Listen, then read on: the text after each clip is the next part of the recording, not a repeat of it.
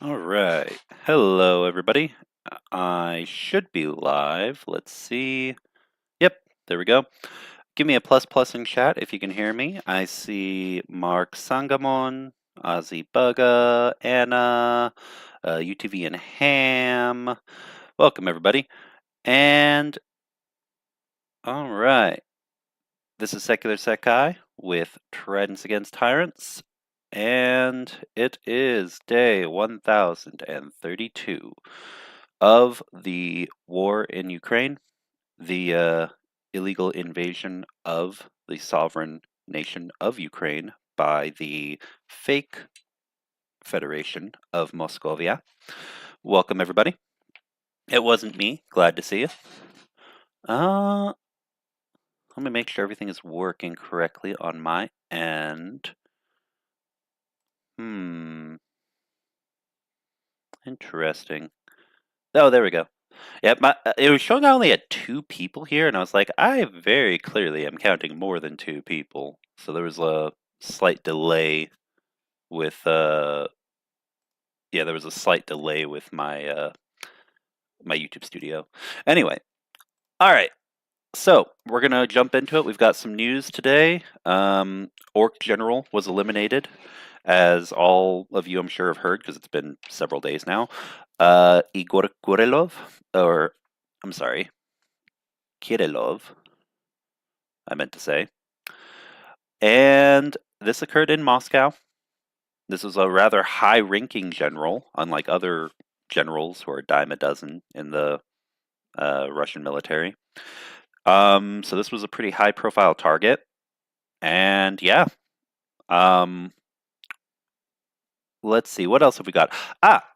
Some of you may notice, let me turn the QA on also right quick.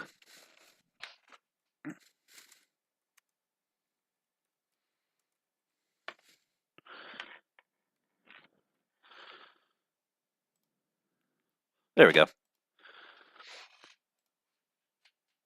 Aha, also, you may notice that we have something new. So we do now have super chats and super stickers. And so before we jump into the news and everything else for today's stream, this is something that I've been wanting to put on for a while. Now, originally, I was hoping to also have Buy Me a Coffee available because that was my go-to. It was really nice when they were still supporting Ukrainian accounts to make this a bit simpler. But since we do not have that at the moment, or a good equivalent that works for people with bank accounts outside of Ukraine, if you're wanting to make a donation that goes toward our fundraiser for the 110th Mechanized Brigade, just remember to please try PayPal and Monobank first. If neither of those work, because there were some people who made donations through Buy Me a Coffee because legitimately, for one reason or another, they just couldn't use either PayPal or Monobank. If that's the case and super chats are the only way that you would be able to make a donation that goes towards soldiers, definitely just let me know in the comment of the super chat or in chat itself, just at Tridents Against Tyrants. The way we're going to do this, because it's preferred to do either PayPal or Monobank. I should probably wait until there are more people here to explain all this, but I'm going to trust everyone here to explain it to anyone who's not aware if they ask in the future. YouTube and Google take their own cut out of things like super chats and super stickers. So if anyone sends one of those, basically the way we're gonna do it is every time that there is a super chat or a super sticker, I'm going to make an announcement reminding everybody on the spot that super chats, because of that cut, will be assumed at the beginning that they are to support the channel. However, I never want a misconception, people doing a bunch of super chats thinking, oh, this is all going directly to soldiers. If you tell me in the super chat you want that to go to soldiers, like 25, 50, $100, or whatever currency it is after conversion, I will go ahead and cover the cost of that because I want to make sure all 20 or 50 or whatever you donate goes directly to where it's supposed to go. So whatever cut YouTube does, I'm just gonna cover it out of my own pocket. If that becomes unsustainable at any point, I will let you guys know. If we end up with like a bunch of people doing $500 super chats and then YouTube takes their cut and then I have to cover that like, you know, like dozens of times, then I've got my limit. But yeah, we're going to see how this goes. So just please keep that in mind. And at any time one does occur, I will verbally be making that announcement. If I don't, please remind me in chat. That way everyone is aware that super chats support either the channel or soldiers, and the person making the super chat, they have the power to decide that. All right, so without further ado, let's jump into it. All right, first piece of news. Let's pull this up. Also, if you have Blue Sky or if you're on Discord channels anywhere, please feel free to share the stream so we can let everybody know that we are live right now and get them in here to get caught up on what's happening related to the war in Ukraine. All right, let's get started. Also, I'm using new software because my old one had a problem. So this first article, we will be covering the situation with Igor Kirillov. Hold on. I just realized this is useful, except it alters the URL that I'm using, which isn't a big problem because I can just pop out of reader mode, grab the link, and then pop back into it. All right, there we go. So let me put this article in chat for you. There's the first article from the BBC.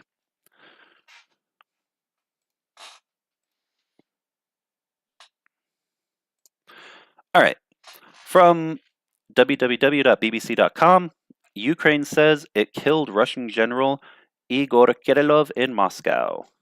Oh, Yogi says, I want to donate. Awesome. If you want to donate towards soldiers, please donate over PayPal or try PayPal or Monobank first. If neither of those work and the only way you can donate is with a super chat, just put in the comment for soldiers, and I'll know to make sure that goes directly to the fundraiser in support of the 110th. All right. Oh, ow. Thank you very much. All right. So next, Ukraine says it killed Russian General Igor Kirillov in Moscow. General killed in Moscow, a legitimate target, says Ukraine. By Amy Walker and Christy Cooney. The BBC's Steve Rosenberg reports from Moscow. The blast killed a senior Russian general. A high-ranking general in the Russian armed forces and his assistant have been killed in Moscow by Ukraine's security service, a Ukrainian source has told the BBC.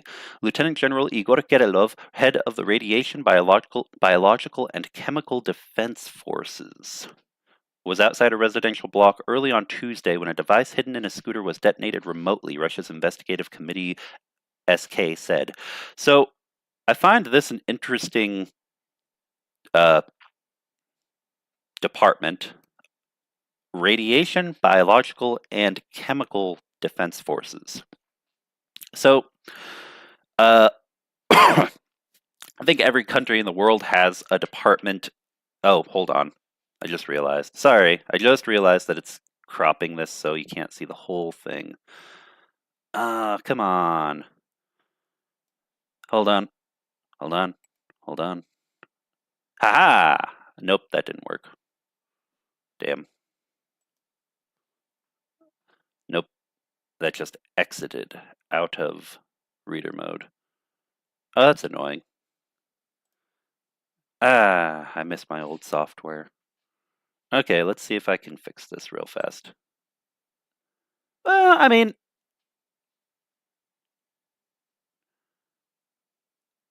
yeah, it's just barely off the edge, so it's not that bad.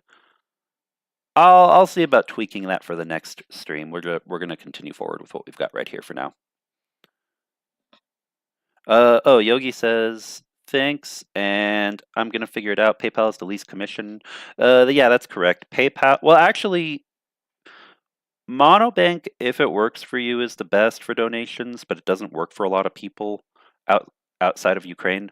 So PayPal is the next best after that, and uh, and then the last resort would be with a super chat if neither of those options work, unless you want to support the channel.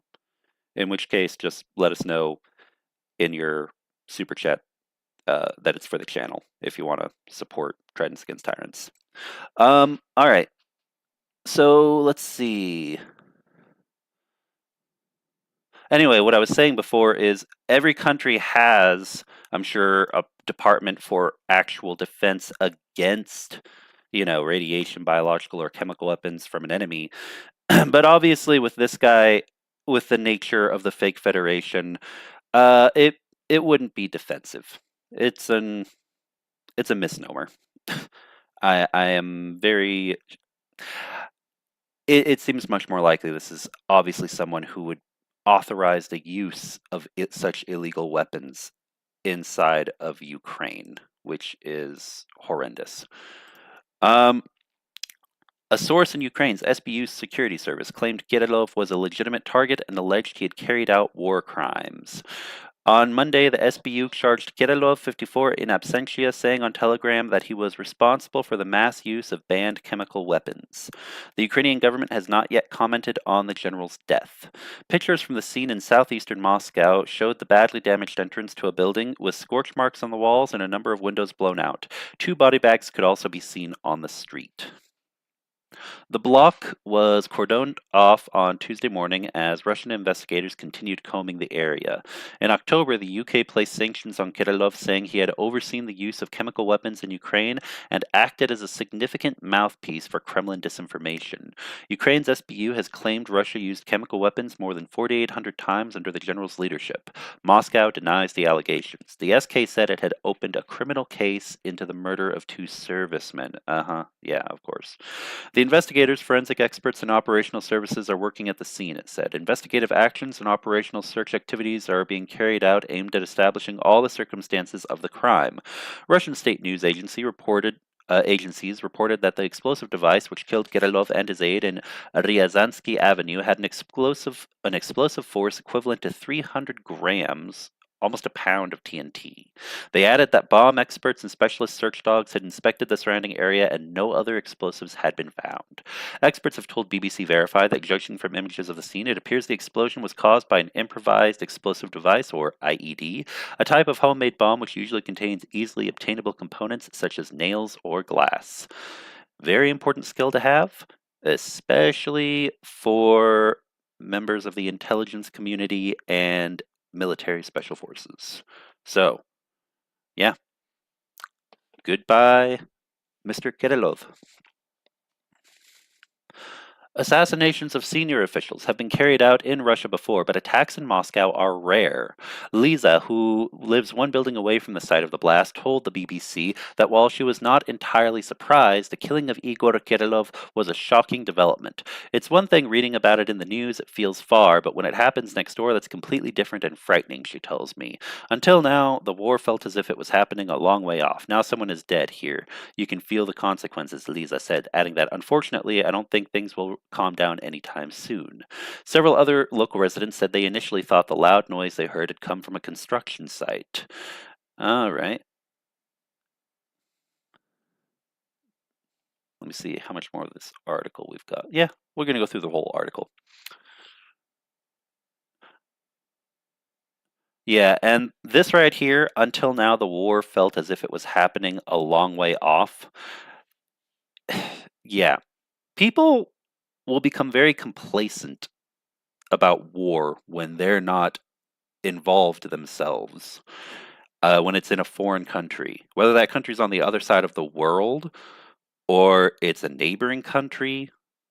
It doesn't. It could even be within your own country itself. In a civil war, especially if it's a really big country.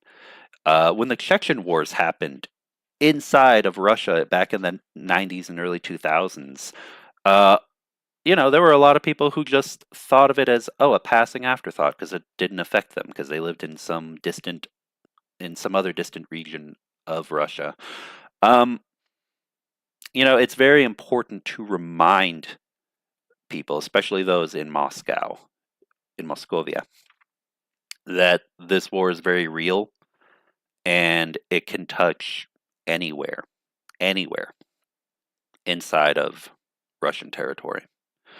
Um, the leadership, the oligarchy in Moscow, needs to be reminded of that constantly. All right. Several other local residents said they finally thought the loud noise they heard had come from student Mikhail Mashkov, who lives in the building next door, told the AFP news agency he was woken up by a very loud explosion noise, thinking something fell at the construction site before looking outside. Olga Bogomolova said she thought a container had fallen at the construction site, but then realized it was a very strong explosion, saw broken windows, and that it was something else. People living in the area told the BBC of their deep sense of shock. Even after nearly 3 years since Russia's full-scale invasion of Ukraine, uh, for many Muscovites, the war is something that is happening a long way away, something they only see on TV or on their phones. The killing of a Russian general in Moscow is a sign that this war is very real and very close to home. There is a picture of the scooter in question that was obviously burnt up in the aftermath. The explosive was reportedly hidden inside, of this electric scooter. Under UK sanctions, Kirillov was subject to an assets freeze and travel ban. In May, the US accused Russia of deploying chemical weapons as a method of warfare in Ukraine in violation of international laws banning their use. State Department officials said Russia used the choking agent chloropicrin to win battlefield gains over Ukraine. So, war crimes. Basically, going back to World War I tactics illegally. According to the SBU, Russian forces have used drones to drop chemical weapons on Ukrainian soldiers. Ukrainian Colonel Artem Vlasyuk had previously said that more than 2,000 Ukrainian service members had been treated in hospital for chemical poisoning over the course of the war, and 3 people had died. The Kremlin rejected the accusations at the time, calling them baseless. Russian general killed by bomb.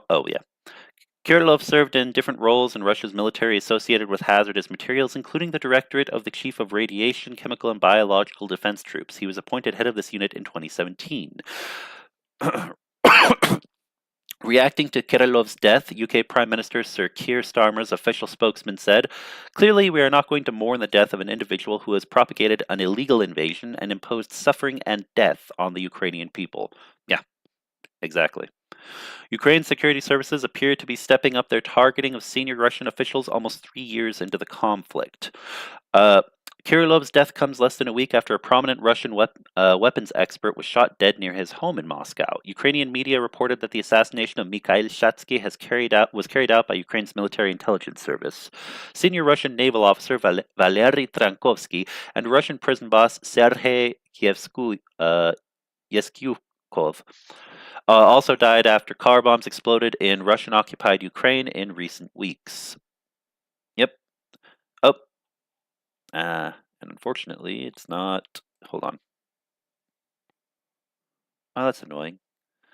Sorry, I'm trying to scroll down to show you the rest of this image, but it doesn't want to.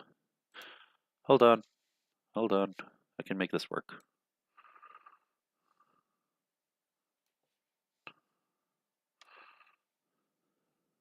Come on.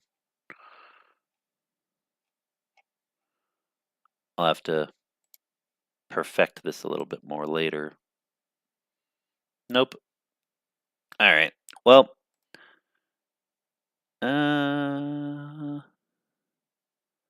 Here's a better idea.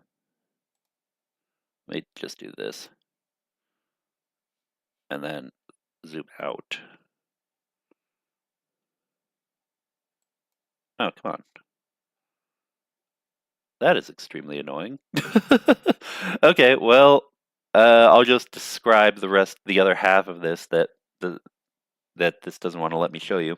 The bomb exploded outside of this apartment block. You can see half of the map here in Moscow, and you can see there an image of the rubble in the aftermath.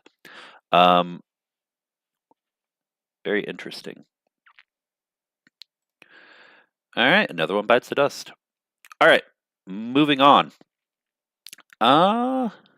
Actually, right quick, one thing I'd like to do.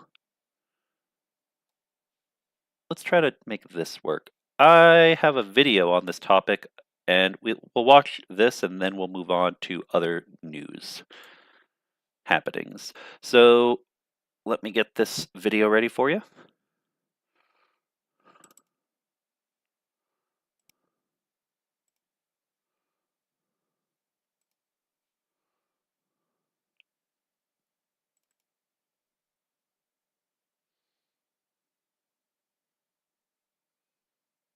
And let's see if the audio works. Because it's been a minute since we watched a video. Let's make sure the audio works on this. Oh, shoot, I wish I had a third screen. But I do not, so we will make do with this for right now. Hold on.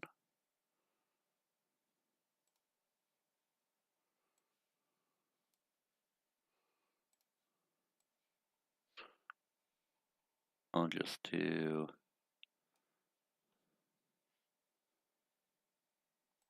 this and have both of these pulled up side by side on this screen. Or not.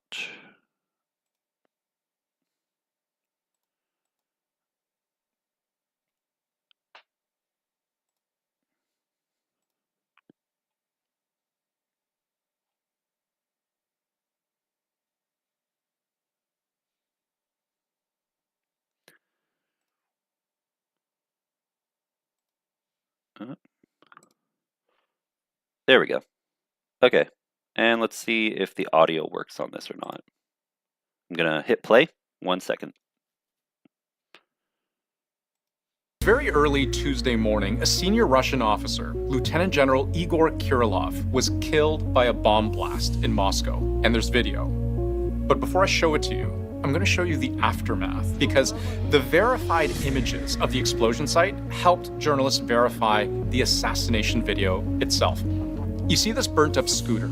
According to a Russian investigative committee, the bomb was hidden in that scooter. This building is where Igor Kirillov lived. He was apparently leaving for work early in the morning with his assistant. The force of the blast, enough to shatter windows several stories up across the street and to knock out the brickwork on the ground floor, exposing the hollow core concrete slabs behind. The entrance to the building mangled, and the positions of the bodies, two of them, one in a lighter colored jacket towards the street and the other in a black jacket closer to the building. Now let's examine the video. This looks to be dash cam footage, and the building matches the photographs. Importantly, the scooter looks like it's right here, positioned just to the left of the doorway where two men emerge. The one in front, we can see, is wearing clothing that looks slightly lighter in color than the man behind. The man in black, who we believe to be Igor Kirillov, is closer to the building. Then, the detonation. But we won't play out the video from here, because this is literally showing the moment two people die. But going back, the blackened brickwork, the body bags, everything matches up. And Russia's state news agencies would report the force of the explosion was equivalent to about 300 grams of TNT. Now, I don't know if that sounds like a lot or little to you, but it's certainly enough to be fatal. The UN actually has a blast damage estimation tool. And if we check the blast radius of TNT and we input 300 grams, which is 0.3 kilograms, click calculate, we can see that the fatal distance, what we get back here, 1.5 meters. And going back to the exact moment before the bomb goes off, We can see the man we believe to be Kirillov is not much farther away from the scooter than that. And what this tool doesn't take into account is the impact of shrapnel, which in many cases can be more dangerous than the blast itself. Just going to pause there for a sec for two reasons. One, I'll put it in chat afterward. This is from CBC News in Canada. So thank you, Canada, for having, for covering this.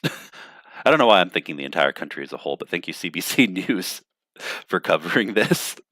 Because it is important, especially for as many countries in the West as possible, to be going over topics like these, especially high-profile topics like this scooter bomb situation. Secondly, yeah, maybe I'll get another. I would say maybe I'll get an electric scooter and deliver it to some friends for Christmas so they could set up more situations like this. But yeah, I bet you that now, especially after this, there'll be a lot of people in Moscow very, very wary to use electric scooters anymore. I bet you it takes a hit on several of the businesses doing ride sharing over there. But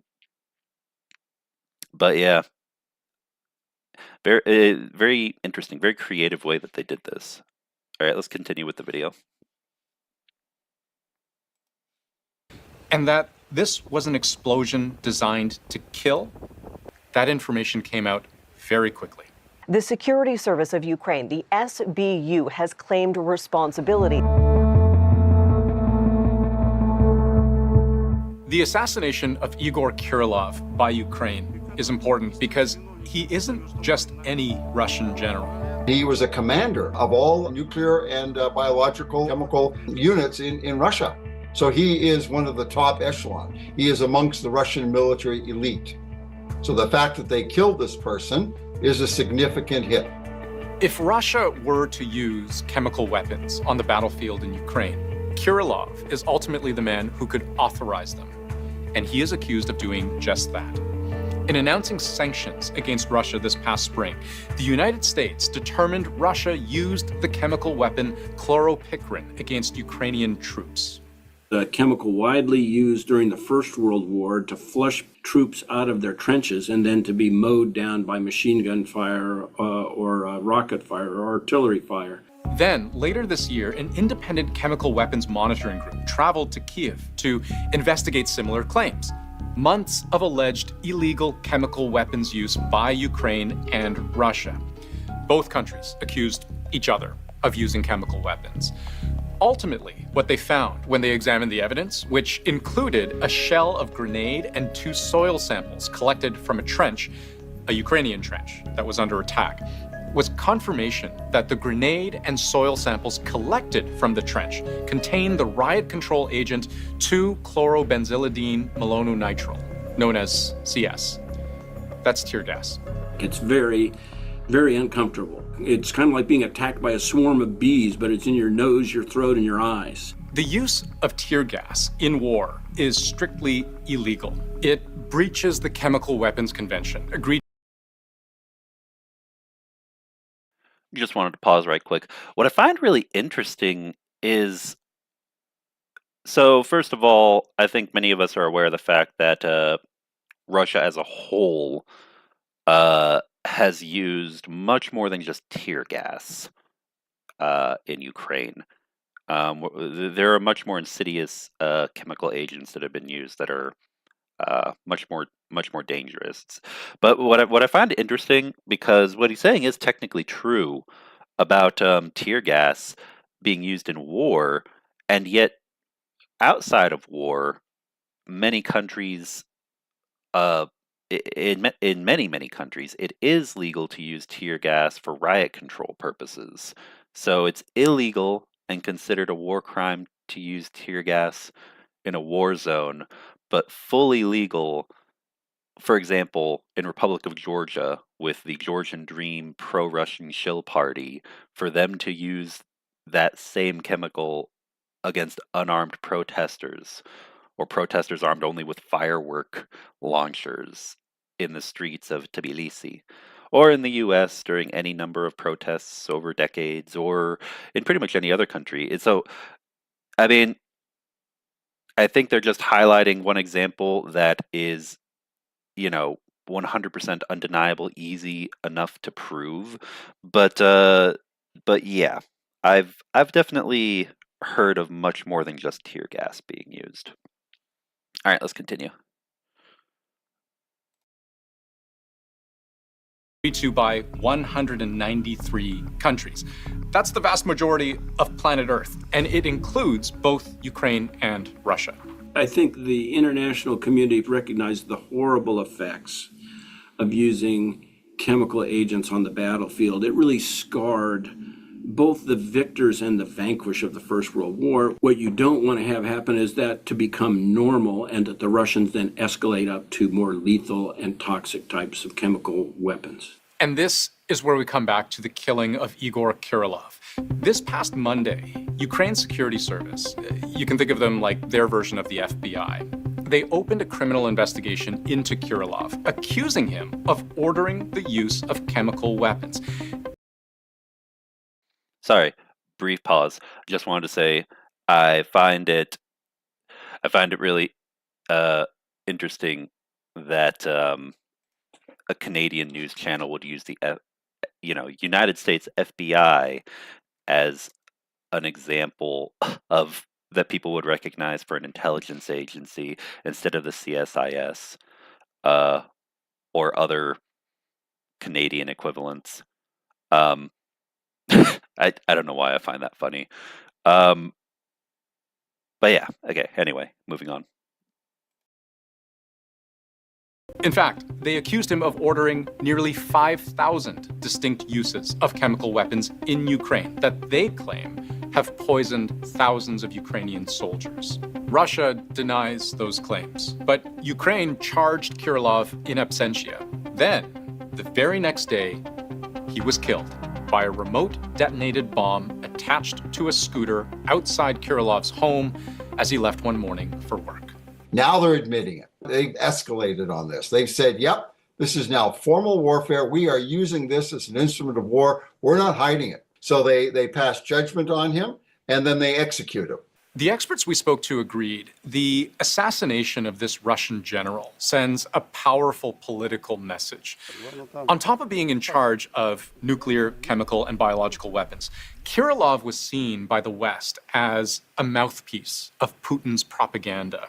He would often accuse Ukraine, without evidence, of using chemical and biological weapons, including a claim last year it planned to use US drones to unleash malaria-infected mosquitoes on Russian troops. He really was the lead propagandist, making false charges about Ukrainian or American or NATO uses of or preparations to use chemical and biological weapons against Russian forces. He was the face of the Russian military providing this type of propaganda. And now that Kirillov has been killed, Russia has sworn vengeance. They already claim to have caught a suspect in the bombing, but they have vowed not to stop until all of those responsible are made to pay. I'm sure the Russians have a list, and they'll go down the list and start to assassinate people accordingly. Russia calls the assassination an act of terrorism. Ukraine called Kirillov a legitimate target. But what seems true is that the rules of war keep changing, and neither side wants to be the next to be caught off guard. All right. So yeah, I felt that was pretty good coverage of the incident of the in absentia conviction and subsequent execution of Igor Kirillov. So thought that would be good for us to watch together right quick, especially since we haven't watched a video in a minute on the channel during a live stream. One thing I do find really interesting. Hold on, let me fix my controls now. One thing I find really interesting is the fact that they kind of make the point that he was convicted in absentia by Ukraine, and then the assassination can be seen as, carrying out that sentence as the execution. And it really makes me think, because there are international laws against assassinations being carried out on foreign soil among countries, but yeah, I know it's not the first time in history, going back to other conflicts before the war in Ukraine. Yeah, when governments are not able to reach a particular individual, but they are sentenced, and then um, intelligence agencies and military intelligence agencies, both civilian and military, um, at times in collaboration, may end up carrying that out through whatever means necessary. It kind of reminds me of CIA activities in Cuba back during the Cold War, or in various other countries for the U.S., or, well, really just various countries. They're like, this kind of thing happens more often than people realize, even in quote unquote peace times. Um, but living in the times that we are now with the war in Ukraine, it's interesting to see something like this that can obviously is planned out carefully, methodically, and the timing sends a message that the conviction is one day and then the execution the very next. So yeah, um, honestly, quite elegant in a morbid sort of way, quite impressive and very well thought out and cerebral, uh, intellectual, I guess you could say, in the way that the message was transmitted, doing it this way by uh, Ukrainian intelligence. So, yeah, bravo to them. They do great work. Anyway, onward to the next article.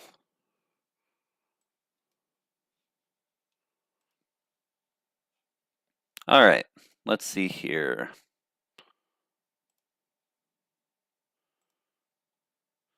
Enough with the general. Let's move on to other news. Russian airport. Oh, actually, shoot. I completely forgot. Hold on a second. Before we do that, let me put the link to the video we just now watched into chat for all of you, in case any of you want to watch it later on.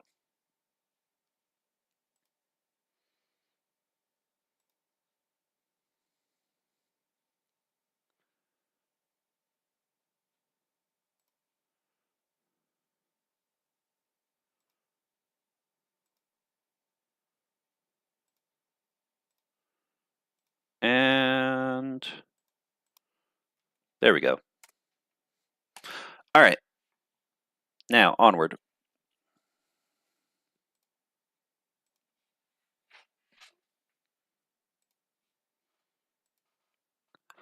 All right. Russian airports disrupted after massive overnight drone exchange with Ukraine. Reporting from London, and this is from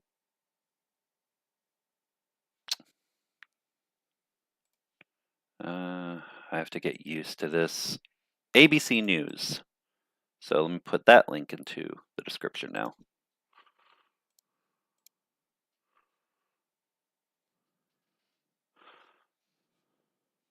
Or into the chat, rather.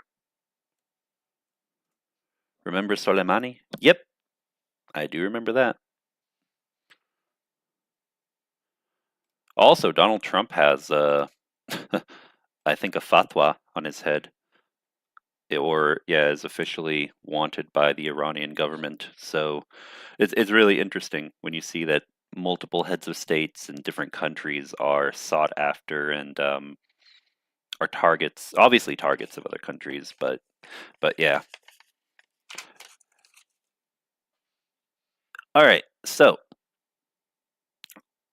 Two Russian airports were put under flight restrictions early Saturday after authorities alleged an attack by Ukrainian drones, according to state-run news agencies. The state-owned RIA, and I think this was last Saturday. The state-owned RIA Novosti agency reported that Russia's Federal Air Transport Agency announced a temporary block on landing and takeoff at Kazan International Airport and restrictions at Gagarin excuse me, airport in the city of Saratov, both in the southwest of the country. Kazan is more than 600 miles from the closest...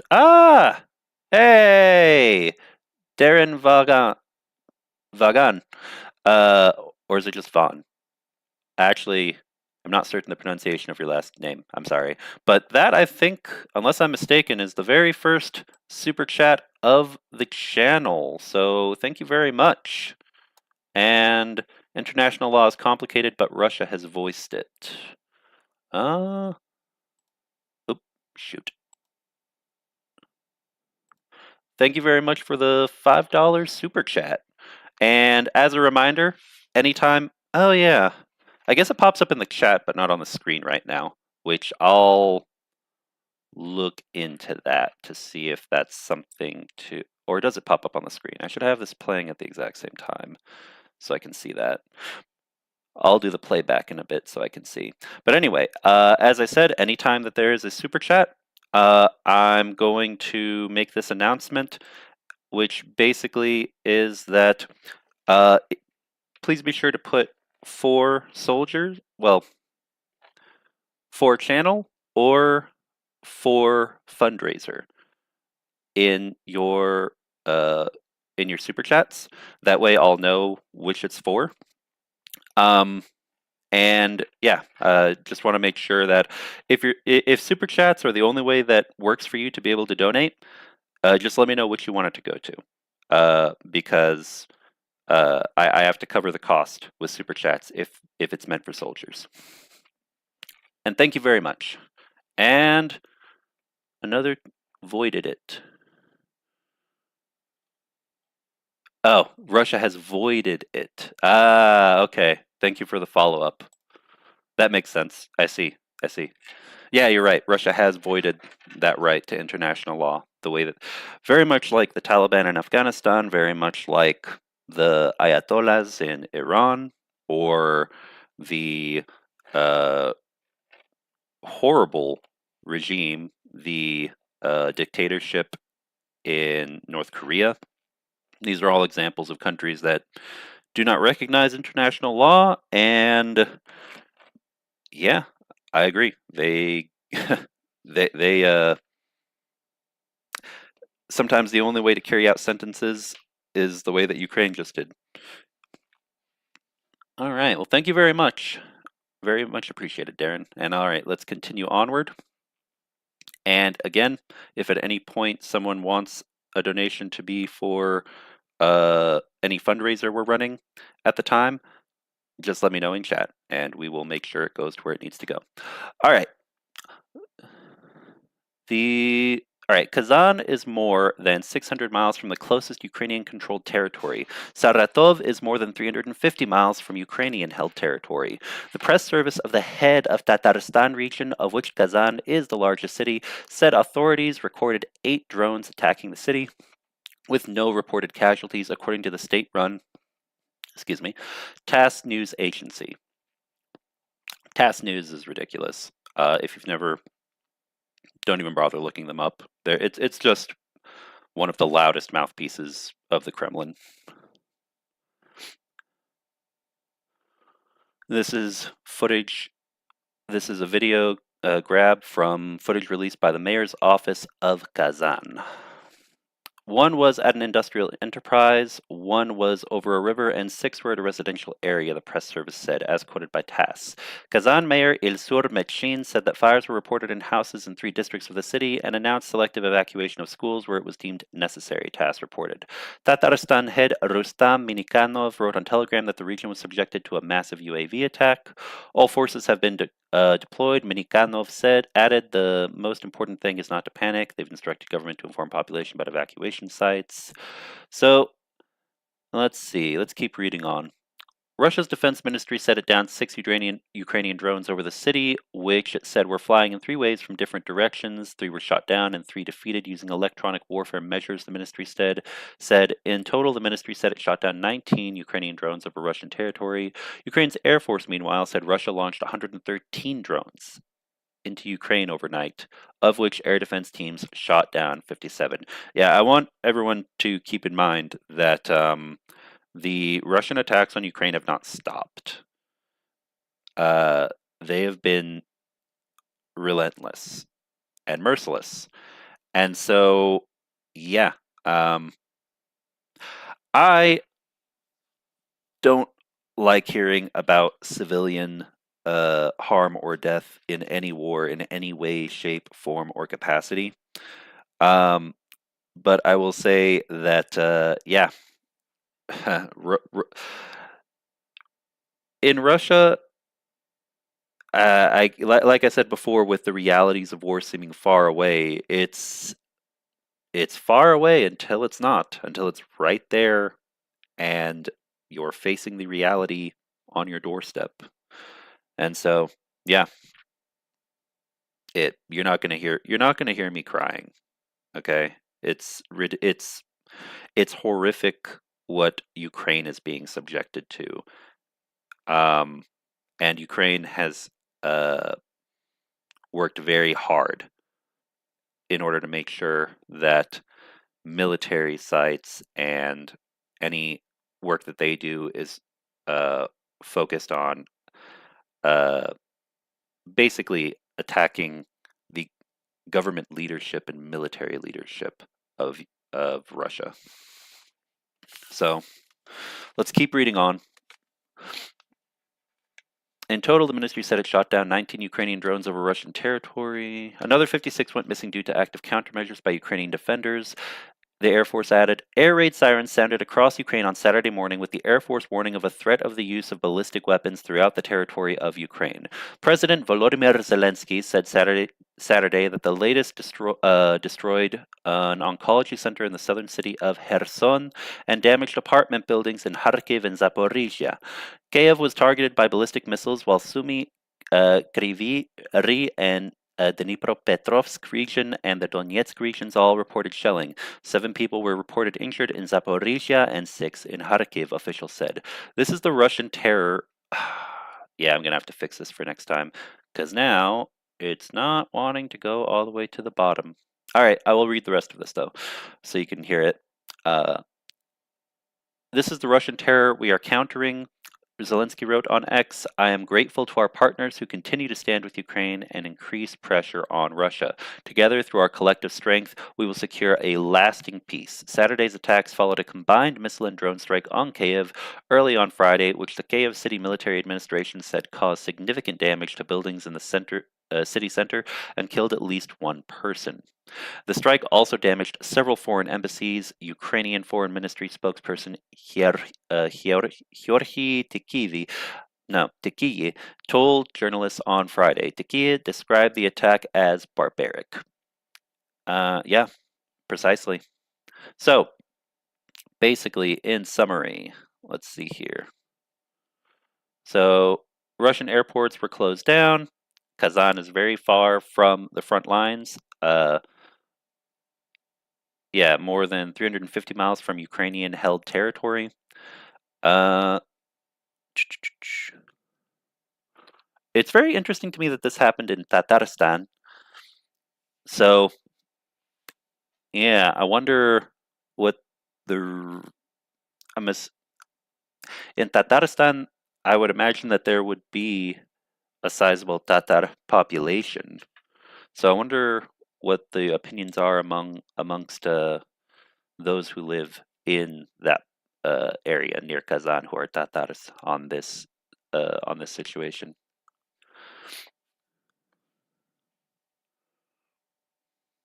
Now it was 8, they said. So if there were only 8, an industrial enterprise, 1 over a river, and 6 were at a residential area. So with it only being 8 and at specific locations, this tells me that even though we may not be seeing news reports about it, what's interesting to me is the number of drones that were deployed here, and they call that massive, seem to be targeting specific locations and individuals.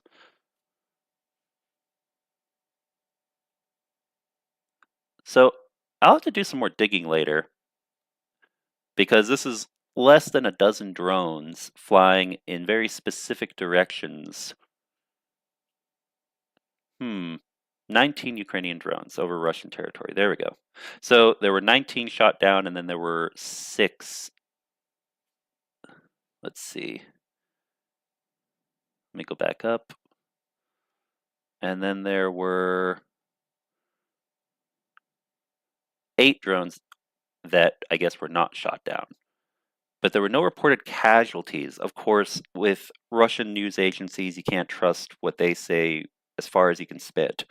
So I'm wondering if there were specific, like this sounds to me like Russia trying to stir up a frenzy and make people think. So first of all, they're saying there are no casualties. So this is just Russian panic. And then they make sure that none of their airports, they banned flights, grounded all planes, civilian planes temporarily. And there were no casualties even. So this is basically just Russia trying to use fear in order to continue to extort support for the war from the population in Russia. That's what it sounds like to me, because this was either an observation mission or Russian news agencies are full of shit and the Ukrainian drones were going after. I actually kind of misunderstood for a moment. I thought that because it said 6 over residential areas, but if there actually were no casualties, then that tells me that just like with the scooter, either it was just observation, or an observation mission, or that perhaps there were some officials who were affected in one way or another but haven't been reported on. But of course, that's pure conjecture. So this is really an interesting situation. As far as I know, airports are allowing flights again in Kazan, but I haven't heard about anything else in the aftermath of all of this.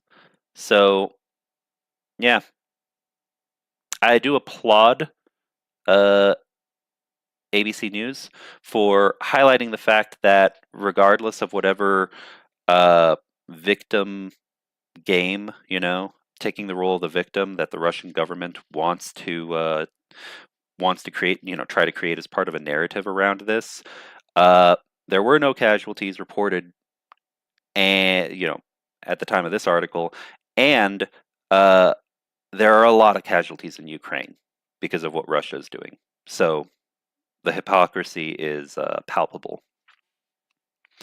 All right, on to the next article. Let me see here. Oh, did we have an orking chat? I did not see them. Thank you, Anna.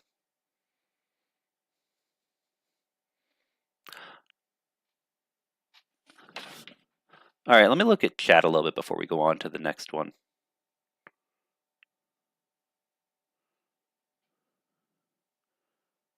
KNK's GG, good to see you. Mark Sangamon, Ronnie Vrankin.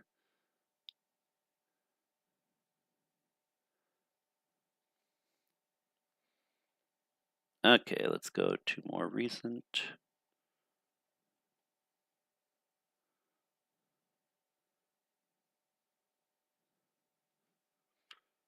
All right.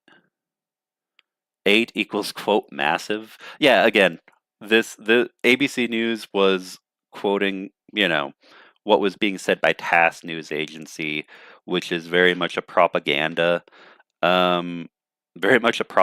mouthpiece of the Kremlin. So yeah, 8 is quote massive. But of course you got to remember, these are people who are hundreds of miles and hundreds of kilometers away from the front line of Ukraine, and to them it's a distant war. So like you know, these are people who don't know what war is really like. These are civilians. So their, TASS news agency is just, stirring the pot and saying 8, that's massive. There were no casualties, but oh man, there was an army of drones over Kazan when really it was not that many. So I mean 8 and then 19 shot down, so 27 in total. Yeah.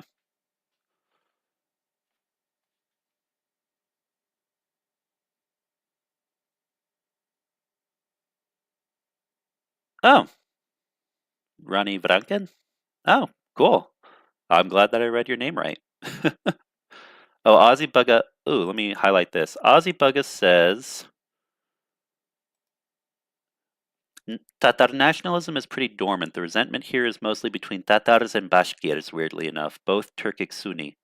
That doesn't surprise me in the slightest because this is true and it's been true in a lot of countries in different ways. Whether it's Tatar and Bashkir, or it's different ethnic minority groups in various cities in the US, or some parts of Canada occasionally, or it's, really there's examples all around the world. Oh, what the heck? Anyway, regardless, it's very common. It's very common for colonial nations, and I do classify Russia as a colonial nation, to turn different minority groups against one another, and even outside of the topic of old colonialism or neocolonialism, just talking large nation states with various different people groups in them, it's very common for either those in power to intentionally turn smaller groups against one another so they don't join forces against a common enemy, or also sometimes it just naturally occurs. Because I mean, you gotta remember, even though many groups have grievances with the Russian government or with any other government around the world, um, doesn't always mean that they're going to see eye to eye and like each other for a variety of different reasons. So sometimes it's intentional and sometimes it just naturally occurs. It's kind of a complex discussion topic. Varies from country to country. All right, so let's take a look at questions right quick. Then we'll do another article. Let's see.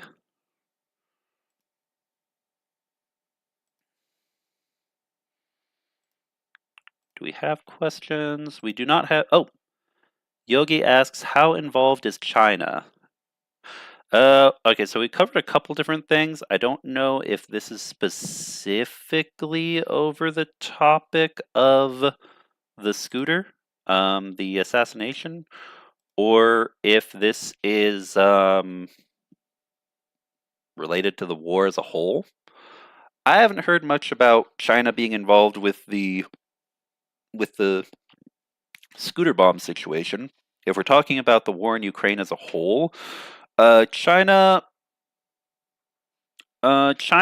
is involved mostly as a financial backer, or different, I should say, different factions within Chinese society. I would say there is definitely a split in opinions within China about how involved they, or if they want to be involved at all, when it comes to assisting Russia with this long, fruitless, ridiculous war. And so, yeah, I would say that even though a lot of people think of the CCP, the Chinese Communist Party, as a monolith, it really isn't. It's always like at least half a dozen, if not more, factions fighting and vying for power at any given time in any given decade. And right now, I think there's a lot of mutual mistrust between the Russian and Chinese governments. I mean, China has a lot more to lose by being more involved and getting sanctioned or, you know, stirring the pot so that they become a more visible target uh, versus just staying out of it. Especially since the way things are going, it seems the way things are going, Russia is hoping that the incoming U.S. administration will basically result in enforcing a a ceasefire, and then they can rebuild their strength and they can start doing business and push the PR of, oh, the war is over, it's fine, we can all do business again now. And even if Western nations don't, then China will probably. You see, China's stake is in this war having a ceasefire. Because when that happens, it's like, oh, the war's not happening anymore. We don't get blamed for it. It doesn't speed up any issues of ours, like, conflicts with the U.S. over Taiwan or anything, when on a timeline, a timetable that we don't have full control over anymore. Great. Okay, maybe now we can help a little bit more financially, or even with direct military assistance to Russia. And then Russia prepares and Russia gets ready for another invasion in, like, I don't know, somewhere between 3 to 15 years probably. I know that's a big time span, but really it's hard to predict. And then they just lather, rinse, repeat. They did it in Republic of Georgia. They did it in Ukraine twice. And I'm certain that unless the fake federation balkanizes at some point, they'll do it again to somebody. Probably Republic of Georgia or Ukraine again at some point. If there's, at whatever point this war ends up officially being over, but not really. Because, guys, I want you to understand something, and I wholeheartedly believe this. Even when they say this war is over, Washington, D.C., Kiev, Moscow, all other countries with involvement in one way or another, this war is not going to be over. This war started as a Cold War. It ramped up into a hot war. Then it ramped up into an inferno war, a trench war. It became a hot war in 2014. It became a full-on invasion. Officially two industrialized nation states warring with one another in 2022. And whenever it at some point ramps down, however that occurs, it'll shift back to a Cold War. Do you know the term frozen conflict? I want you to stop thinking of a frozen conflict as a conflict that is over, a conflict that isn't happening anymore. Frozen conflicts are still wars. If this war freezes, it'll just be a Cold War, similar to the Cold War between Iran, Israel, and Saudi Arabia, which was going on for a long time, and then it ramped up into all of the shit happening, in Gaza, and then between Israel and Lebanon, and then it ramps down again. It becomes a Cold War. Wars don't end. A lot of people don't understand that. Wars never end. They just shift through phases. You go from cold to hot to cold to hot. That's it. Which maybe a lot of people don't like to hear that, but it's true.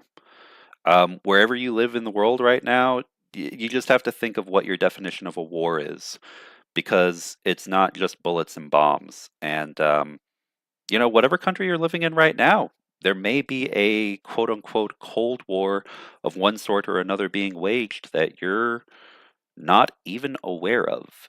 And that should scare you, because if you aren't aware of it, well, if it ever turns hot, it might catch you by surprise.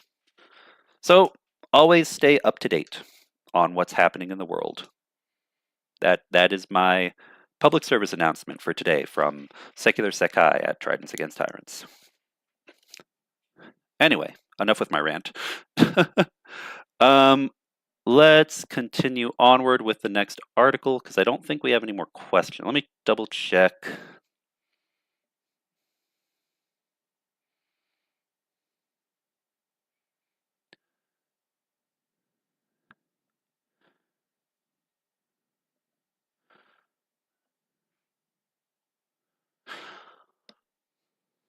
CCP is more monolithic under Xi than it ever was. Yeah, that is true. I mean, on the surface at least. There's a culture of fear, but that has always been around, so eh.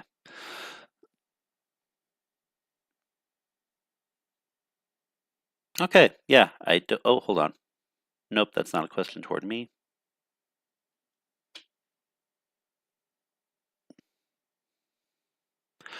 Okay. I don't see any more questions for right now, so we will continue on to the next. Yep, we will continue on to the next article because we are an hour and 5 minutes in.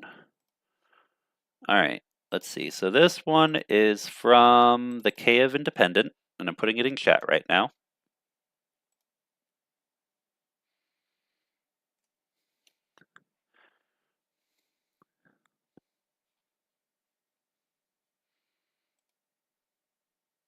Oh, hold on. There we go.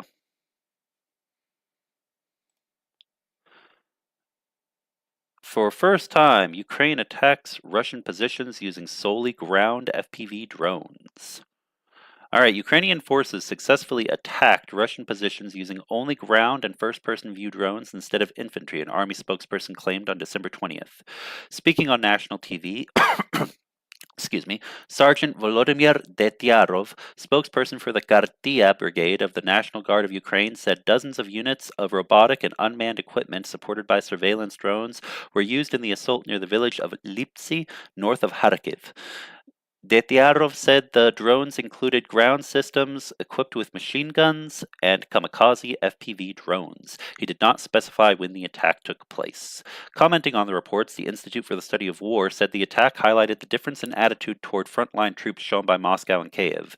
Ukrainian officials have repeatedly highlighted Ukraine's efforts to utilize technological innovations and asymmetric strike capabilities to offset Ukraine's manpower limitations, in contrast with Russia's willingness to accept unsustainable casualty rates for marginal territorial gains, the ISW said. So, also, in addition, I want to highlight something that maybe not everyone has thought of. Take the idea of autonomous drones off the table just as one example of a medium for this to take place. But what this reminds me of is the fact that Ukraine is aware that they, in total, have less manpower, less soldiers they can put onto the battlefield than Russia. So, of course, on both sides, unmanned or well, both manned and unmanned aerial drones, piloted by human pilots as well as a few instances with AI, have been big.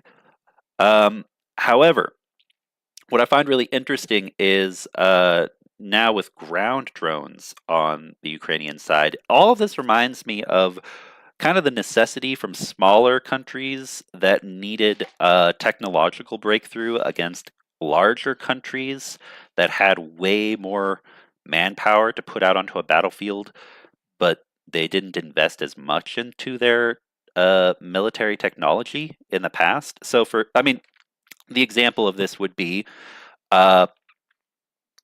when muskets first came out.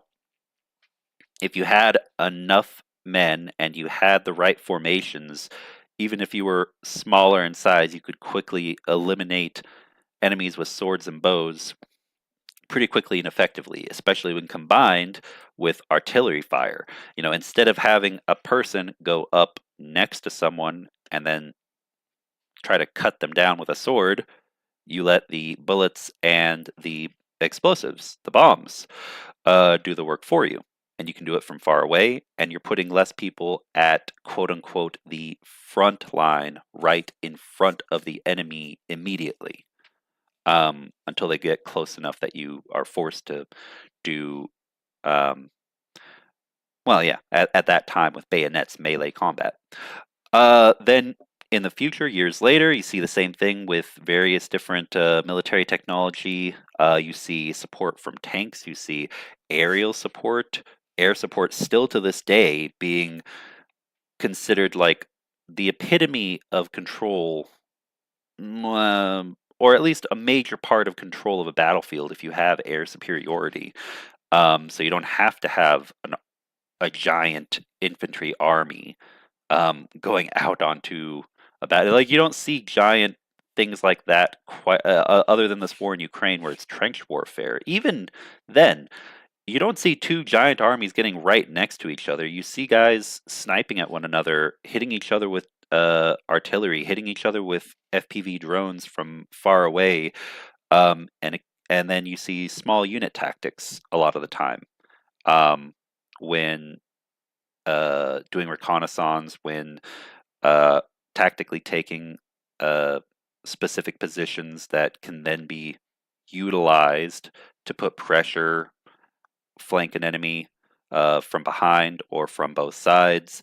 Um, my point being that I love to see how Ukraine has really made it clear they value their soldiers' lives and they're aware and they are investing in the military technology research in order to make sure that they can keep their people alive to fight for another day.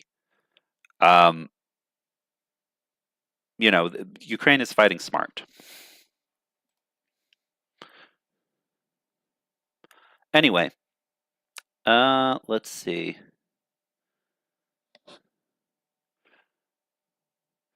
Russian military losses in its full-scale invasion of Ukraine have exceeded 750,000 Russian soldiers and are expected to surpass 1 million Russian troops within 6 months, UK Undersecretary of Defense Luke Pollard said on December 19th. Yeah, it likely will. So, if Donald Trump fails in what he said he was going to do, which was somehow set up a peace, a ceasefire, set up some kind of a deal basically to halt the war. Within 6 months' time, the Russian casualty rate will likely approach or surpass 1 million. What's mind-boggling, though, is the fact that even though there's a lot of pressure on Russia, the estimates that I remember from a few months back were a rate closer to 2 million, probably being the minimum to really put enough pressure on Russia for it to see massive internal instability for a number of different factors. So, as horrible and as intense and as many lives have been lost in this war or ruined, people maimed for life, yeah, it's still not even. This war would have to go on for a lot longer, and it would take a huge toll on both sides as a hot war for Russia to fully buckle. I think I'm really hoping that whatever happens in the years to come, there will be enough strategic economic warfare in the wake of this war, this hot war in Ukraine, to cause a situation similar to the Soviet Union's collapse. But only time will tell. Russian military losses, let's see here. The UK's latest estimate is in line with figures from Ukraine's General Staff, which as of December 19th sits at 768,220 troops lost since the start of the war. The figures do not specify killed or wounded, though the overall consensus is that it includes dead, wounded, missing, and captured. It is highly likely that they have sustained significant... hold on. Let me get rid of that. Sustained significant combat casualties whilst only achieving limited tactical gains, Pollard told British parliamentarians on December 19th. Russia has gained ground in eastern Ukraine and Kursk Oblast in recent months, but at the cost of heavy casualties. Russian losses reached record highs in November and December, with a daily high of 2,030 troops lost in November, marking the highest daily loss since the beginning of Russia's full-scale invasion in 2022. Russian losses exceeded 45,000 troops and $3 billion worth of equipment in November. President Volodymyr Zelensky revealed in a rare statement that Ukraine had lost 43,000 soldiers on the battlefield since the start of Russia's full-scale invasion. Ukraine is developing numerous new types of drone systems. Military tech developers created a new unmanned ground vehicle, or UGV, with the ability to carry explosives and drive under armored vehicles. The project spokesperson Viktoria Kovalchuk told Business Insider on October 25th. The UGV, named Ratel S, or Honey Badger, I love that name, was developed as part of the Brave One government initiative. The initiative was launched in April to invest in defense tech innovations that can be utilized by the Ukrainian military as well as serve as a platform to connect the industry stakeholders. The main idea is that the robot Ratel S is used as a mobile warhead that carries anti-tank mines or other explosive devices, said Kovalchuk, adding that it can run for 40 to 50 minutes at an average speed or for up to 2 hours at a slower speed. Russian. Okay, these are other articles. All right, and yeah. So anyway, very interesting to see. I'll honestly, whether it be by land, air, or sea, Ukraine has been making major innovations and inventing new technology related to drone warfare that is ergonomic and cost effective for, just about anyone anywhere. It's been quite impressive what they've done. And so, yeah, I look forward to see the future of Ukrainian military industrial gains, basically business gains, economic gains, practical resources, material gains. Because, yeah, remember, in the years to come, if you want to find ways to help Ukraine, make sure that it's legitimate. Make sure that it's a real thing and not just someone trying to grift, because that is a problem everywhere. Everywhere. It's a problem in America. It's a problem in Ukraine. It's a problem in many countries. But legitimate defense companies and industries that grow in Ukraine in the coming years are going to be vital, absolutely vital, not just to Ukraine's defense and sovereignty, but I really do think the whole of Europe, because Ukraine is moving toward the EU and NATO, regardless, period, even if it takes a long time like it did with Sweden and Finland. And Ukraine is a great example of a country that out of necessity is developing these tools and these capabilities. And Europe as a whole needs to step its game up, because, the US may or may not always be there. And if it is, then fantastic. Great ally to have. Strong ties between the North American and European continents are great to have, very important. But if for any reason, in decades to come, or a century and a half, that connection isn't as strong or it isn't there anymore, Europe needs to be able to stand on its own 2 feet. And Ukraine is paving the way toward normalizing that attitude. And for that, I very much applaud them. All right, now then, let's see, what else have we got? I've got a website here I want to share with all of you. So let me pull that up. This shouldn't have any audio, so let's see. Oh.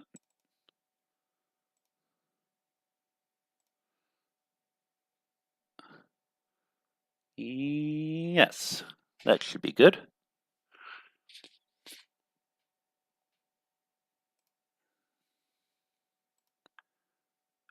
But I need to fix the size of this window so that it fits for the whole screen. All right, hold on.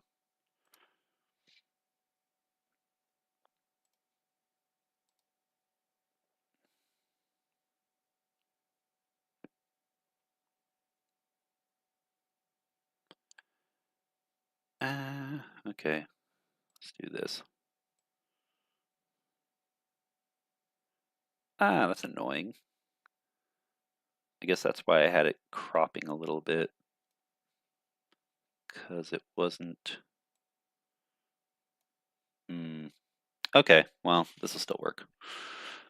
All right, so here we have war.inukraine.ua. This is an official website of the Ukrainian government. And yeah, so kind of just wanted to share this in case not all of you have ever checked out official ministry websites from Ukraine. Russia invaded Ukraine. Why does this matter to the world? 1032nd day of Ukraine's heroic resistance against full-scale Russian aggression, 10-year-long Russian occupation of Crimea and parts of the Donetsk and Luhansk regions.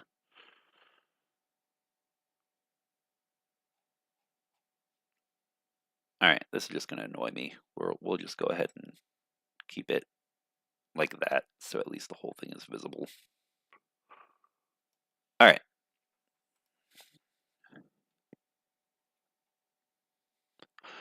Food as a weapon. What you should know about Holodomor, the artificial famine that killed millions of Ukrainians. Follow them on social media. Volodymyr Zelensky's victory plan, 5 steps to strengthen Ukraine and the Euro-Atlantic community. Volunteer faces. Working with the EU. Exposing Russia. Multiple more articles. Russia's war crimes, 23,640 injured civilians, 11,520 killed, 146,994 war crimes, which Ukraine continues to track and plans to prosecute Russia over them.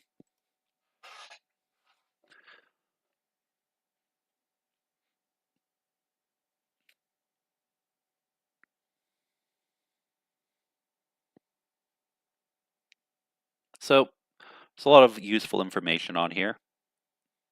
What are Ukraine's military losses in over 2 years of full-scale war? How did the Revolution of Dignity cement the European path for Ukraine? What are the Russian death toll and other losses in Ukraine? This right here also in the we'll look in the middle. How did the Revolution of Dignity cement the European path for Ukraine? That I think is especially important for people in Republic of Georgia, given they're going through something similar right now. What is Zelensky's 10-point peace plan? Religion in Ukraine and stats and facts. How many children were killed in Ukraine by Russia's full-scale war?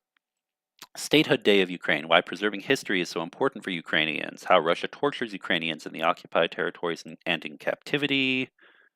How many of these are there? Wow, there are a lot. Okay, so there are a lot of these. Why is the Crimean bridge under attack? When and why did the Russian invasion of Crimea start? How many Muslims live in Ukraine?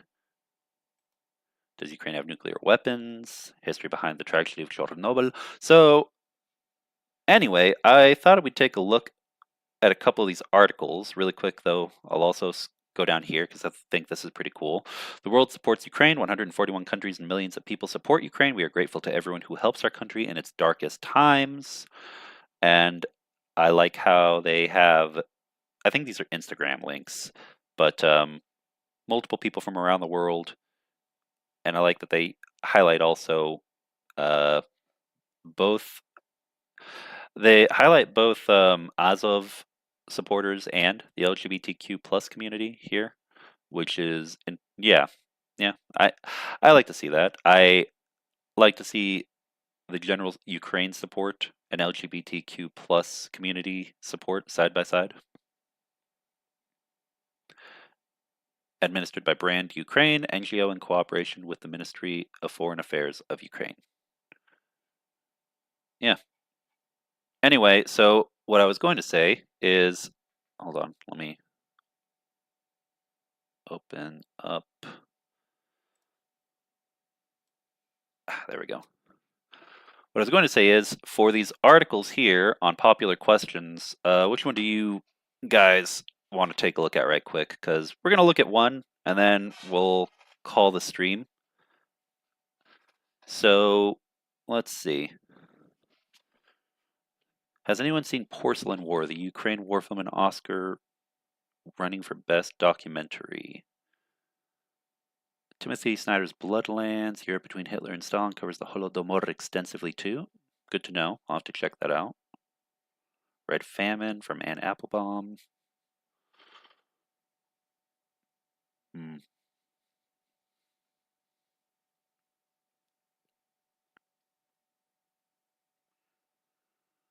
Let's see. Cold War times can't really compare to that. Let's.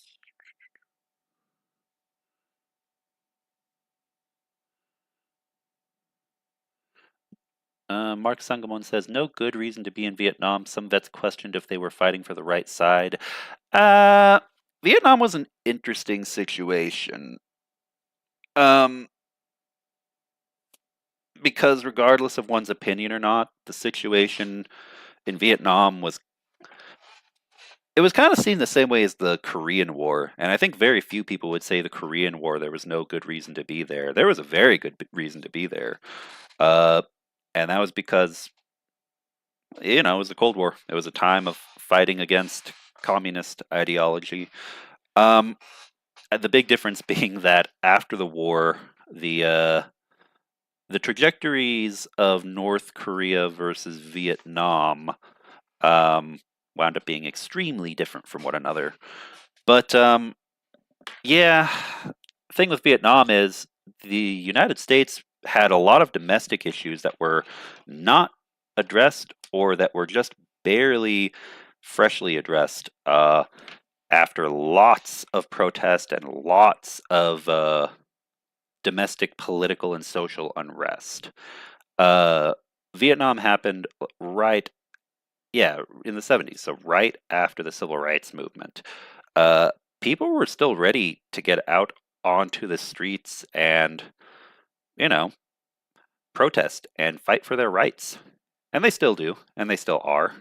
But at that time especially, the United States was in the midst of a Cold War, an information Cold War, and also was not doing right by its citizens in a lot of ways. So there were a lot of factors and variables that led to Vietnam basically being executed very badly as an idea. And the United States failed to be able to. The United States, I think, didn't realize that South Vietnam, the South Vietnamese government, was not like the government in Taiwan or the government in South Korea initially. They had hoped that they would be able to strengthen support and strengthen the institutions of the South Vietnamese government for it to stand on its own or as a close U.S. ally at some point, but that never really happened. And you got to remember that South Korea and Taiwan, when they first started out, were not democracies. They were very much under military rule.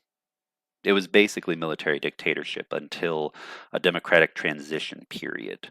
There's some dark times.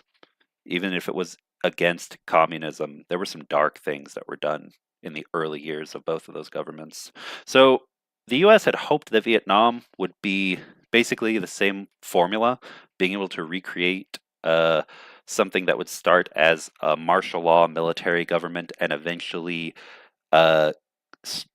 strengthens these ties and strengthen working with the U.S. and transition to a more democratic government. But that didn't happen. And the U.S. grossly underestimated how unpopular another war would be. Direct U.S. involvement, direct loss of U.S. lives. So, yeah. Anyway, history lesson. Interesting period of time. But, yeah, I agree with the fact that a lot of Americans didn't understand anything about Vietnam. And so expecting to sell that to the public at the time, get them on board to strongly support it, aside from just saying communism equals bad, was a massive oversight on the side of the US government. It was a massive, you know, not as massive as Afghanistan, but it was still a blunder. Interestingly enough, I really do think that if a different approach had been used and the US instead attempted to stabilize Vietnam, South Vietnam as a country, and then have less involvement, and perhaps 20 years later in the 90s, if history had been different, been involved in Vietnam, might have been different. But anyway, I'm getting off topic, but I'm just kind of looking at the different conversation topics in chat. What else have we got here? Frozen Wars, my region, New Caledonia, Bougainville, West Papua, Patani, Islamis, South. Yep, there's a Frozen War all across many different regions.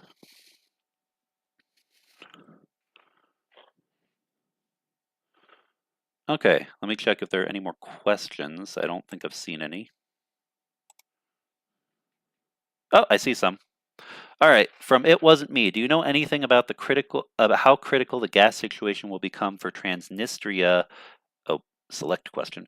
In 2025, when Ukraine will stop transiting Russian gas.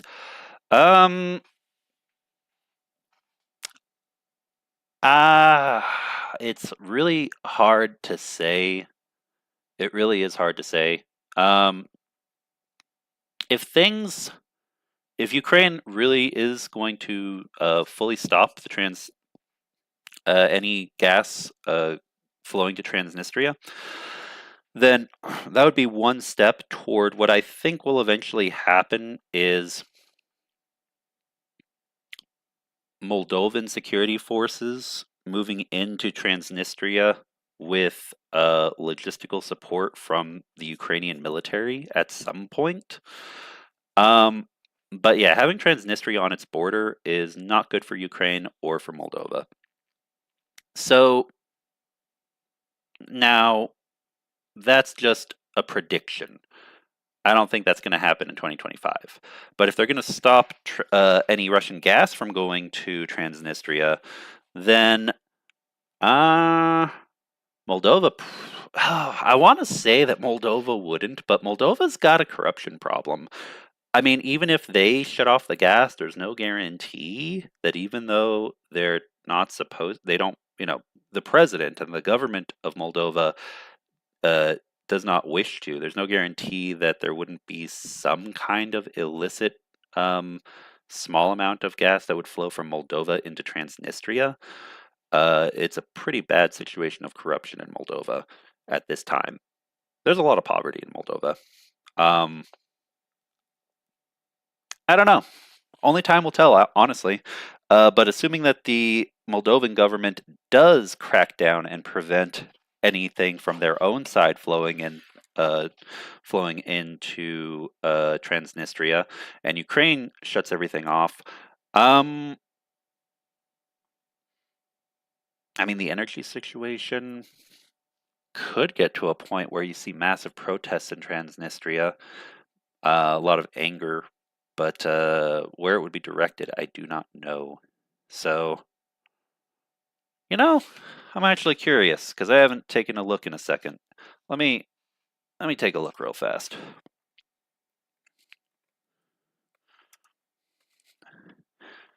Russia says, right, but there are Russian citizens who are physically in Moldova.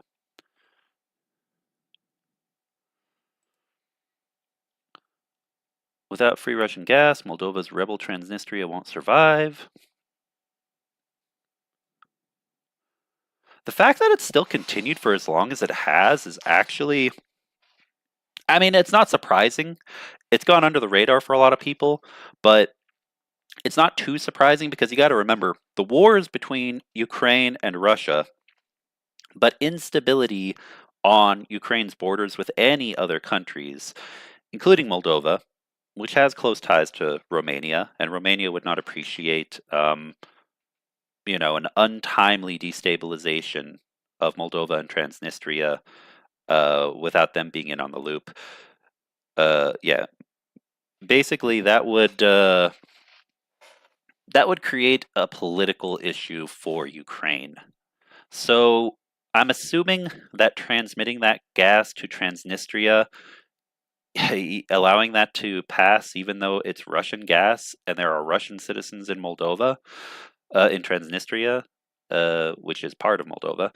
I'm assuming that is partially PR related, so Russia can't accuse Ukraine of, harsh or,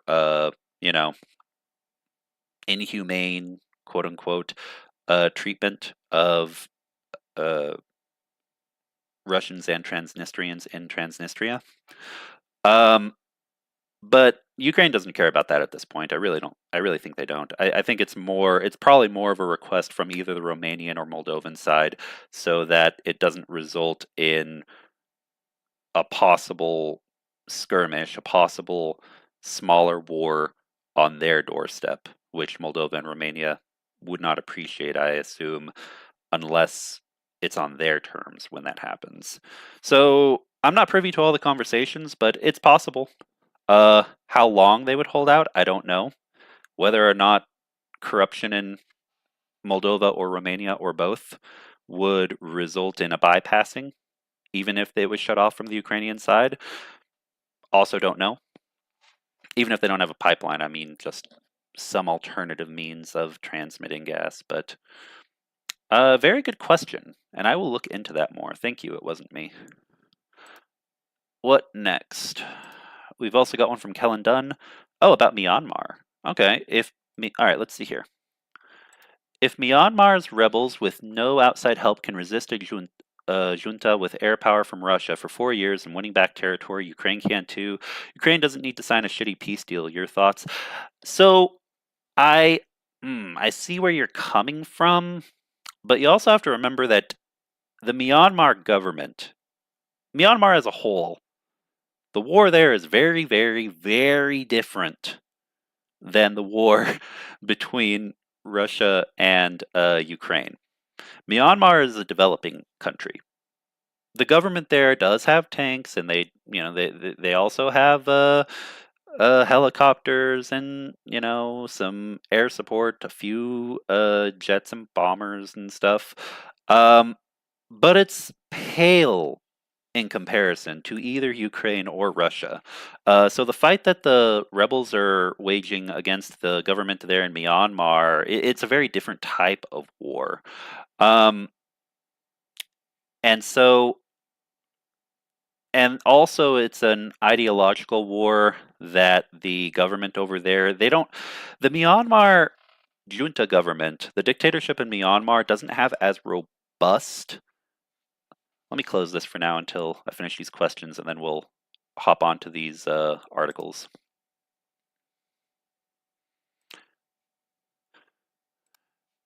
They don't have as robust a propaganda network and as effective of a propaganda network as the Russians do.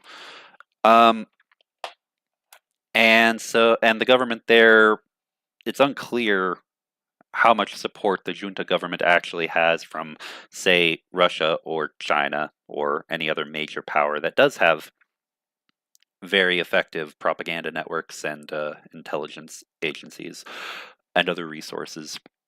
So it's still difficult, but it's more possible for them, the way that they're winning back territory and pushing back the government forces.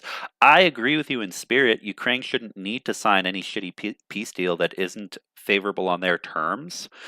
But also, trench warfare is very, very different, especially if you don't have massive, non-stop, raw industrial production capabilities that are always flowing in to support your side in said war, as well as large enough manpower reserves. I want to see Ukraine, whether it is in the midst of this hot war or it's in the long term, over the course of whatever comes to pass in the decades to come. Maybe things really turn around and Ukraine does manage to take back large swaths of territory more from the Federation, or Putin dies and there's enough chaos in Moscow that they're able to capitalize on that, and uh, basically Russia loses the narrative, loses focus, and has to pull back troops to deal with a domestic issue of some sort. So it's still possible that something like that could happen over the course of this war, but it's not looking very likely that's going to happen. So what I want for Ukraine is to be whole again. I want for Ukraine to be able to I want Ukraine to be prosperous and be able to take back and liberate all those who have been subjugated and forcibly annexed and enslaved by the Russian side. And perhaps that'll be over the course of one war, or perhaps it'll end up being something that future generations end up dealing with because of the poor showing of support to Ukraine, or rather, I'd say the moderate instead of significant showing of support to Ukraine from allies in this time period. But only time's going to tell. At the end of the day, I just want what works best for Ukraine, and what's best for Ukraine and what's worst for Russia. That's what matters to me, especially so Russia doesn't end up doing this again to Ukraine or any other nation. Basically, I just want Western nations to stand up and really help Ukraine, but also screw over Russia. I mean, something has to happen. Something has to change so that this imperial mindset in Russia doesn't persist the way that it has. Anyway, thanks for a great question. Can the Russian troops in Transnistria be rotated? Let's see. I don't assume the same individuals have stayed there for 30 years. I hope you didn't already answer this. I have not, and I'm pretty sure that they do rotate, because I don't think that it's this. I mean, there probably are a few who have been there for 30 years or for decades, but I don't think it's the exact same people. Now, how they rotate and through what countries and by what means and how complicated that is, I don't know. It's also very possible that they do rotate, but it's not with like mainland Russia. It may just be that they have their own, their own. It's like a small number of Russian soldiers, I do believe, in Transnistria. Total number is 1,500. And let's see here. That's, yeah, it has to be some kind of navigation deal or treaty that exists, like with Moldova or Romania or so, obviously not with Ukraine, but with some other neighboring nations, in order to allow for them to rotate in and out, because the majority of the armed forces are domestic Transnistrian forces. And there's also a peacekeeping mission there in Transnistria, a small one. But yeah, the majority of the armed forces are Transnistrian, and then there's a contingent of 1,500 Russian troops. As for how they rotate in and out, let's see.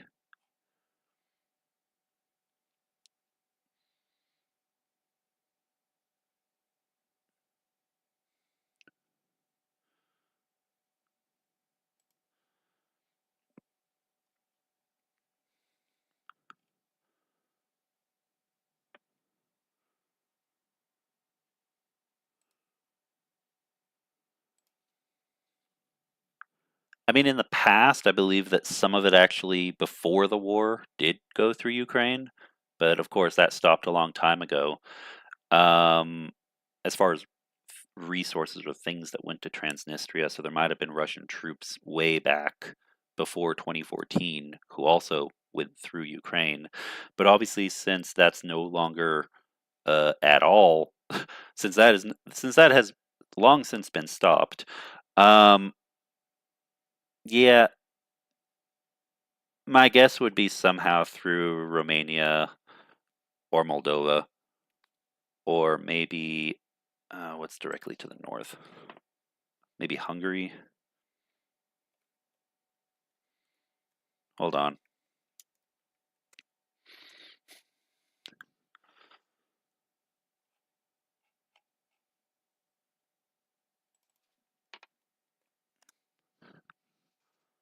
Nope, Hungary's not even there. It's just Ukraine and Romania, and Transnistria is right there on the Ukraine border. I mean, the only option would be through Romania. Looking at this logically, it would have to be through Romania and Moldova if they're getting anything.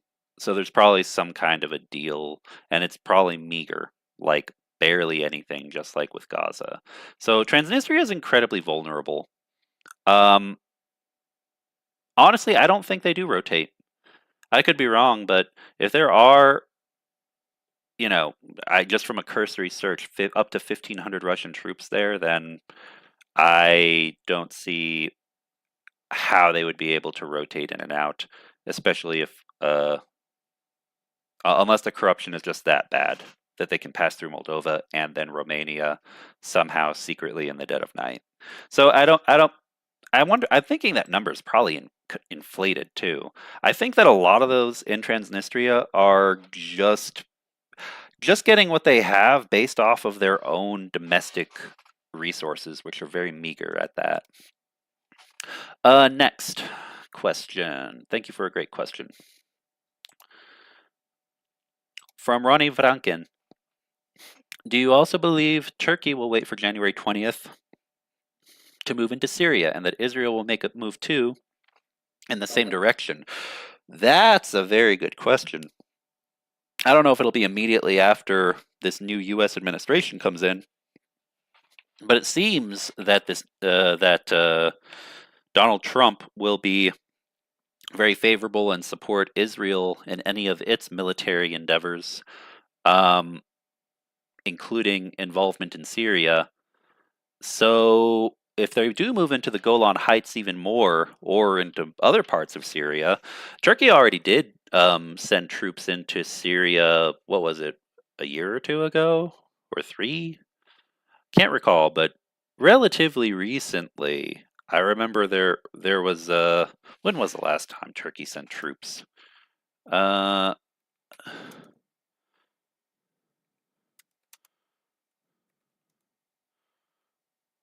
was it 2023? Yeah. Well, it was air and ground strikes. I mean, Turkey has had involvement, and the last time that they sent Turkish. Okay, hold on.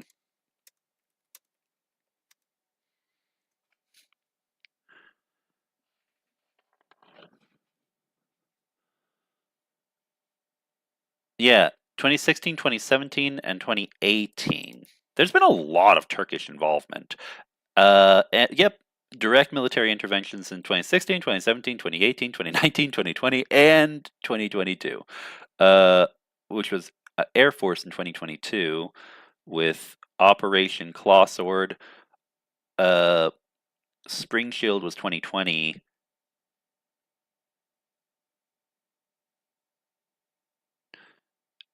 Yeah, and they're still giving support to their proxy forces over there. What are they? The SNA, I think. There's so many groups in Syria. Anyway, my point being that possibly, Turkey is not a fan of how much land and support the SDF, which includes a portion of Kurdish forces within it, how much influence they have right now in Syria. But also, the SDF is composed of multiple different groups who may or may not continue to ally with one another. It's not just Kurdish forces; they're just one part of that coalition force. So I don't know if Turkey will directly. I don't think Turkey would directly send troops. I don't think they'd see a need to. If anything, I think Turkish intelligence would just work to dismantle trust and support to Kurdish forces within their own coalition. But if is and whether and Israel was supporting the southern forces, which was more Druze. So the Druze and other groups in the southern operational forces, I don't think had as many Kurdish members. So I don't see them unless I'm lacking information and somehow HTS, the really Islamist group, would throw a wrench in things. I don't see Turkish-backed forces and Israeli-backed forces immediately having a beef with one another, but I could be wrong. It would really depend on how close Israel gets with any Kurdish armed forces within Syria, SDF or otherwise. So it could happen, but I don't think it would be immediately in January. But it might escalate sometime in 2025, maybe by late or mid 2025. But that's just my guess. I could be wrong. Maybe they're just waiting and they're going to jump immediately, like you're thinking, sometime in January or February. Anyway, thanks for a great question. All right, back to Ukraine. Let's go over this now. All right, so questions have been answered. Oh, Ozzy says Turkey still claims the Kurds are mountain Turks who forgot their language. Sounds familiar. P.S. Kurds are autonomous. Turks come from Altai Mountains. Yeah. It's very complex history, all of that in the region between Kurds and all the different governments there. Let's see.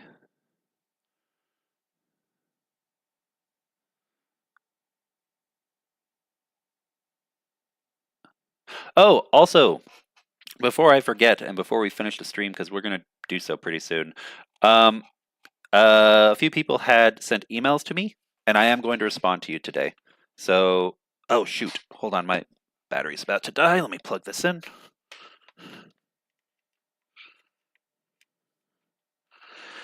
So yeah, to everyone who has sent emails to Tridents Against Tyrants, I'll be replying to you today.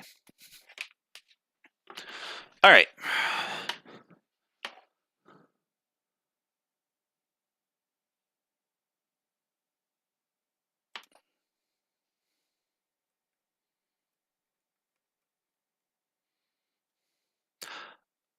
Oh, autochthonous.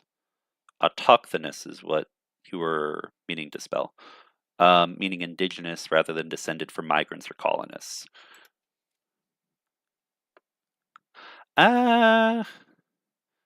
Yeah.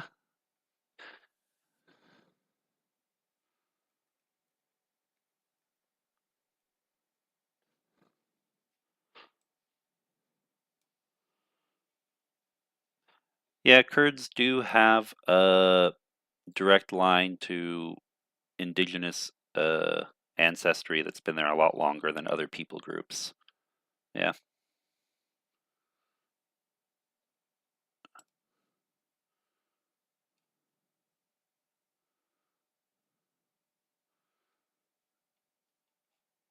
All right.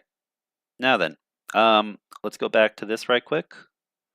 Going back to the topic of Ukraine, okay, there's too many of these for me to put a poll up, but let's just do a vote based off of what's visually available on the screen.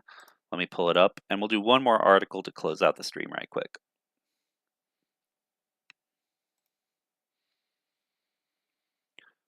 All right, so out of all these, oh, and I'm also going to put the link into the description. Which one do you think is the most interesting?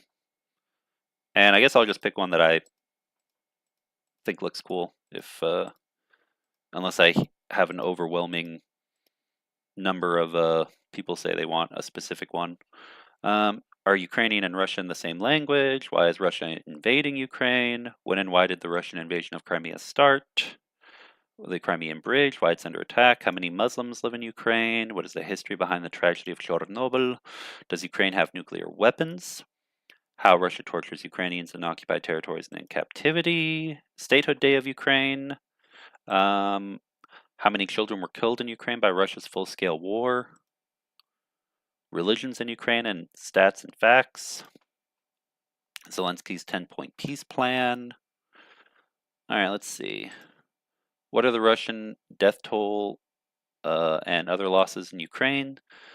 What did the Revolution of Dignity cement? How did it cement the European path for Ukraine? What are Ukraine's military losses in over 2 years of full-scale war? Yeah, so let's see. Does anyone in chat have one that they think looks interesting or a request? I'll give it a sec to see if anyone types anything.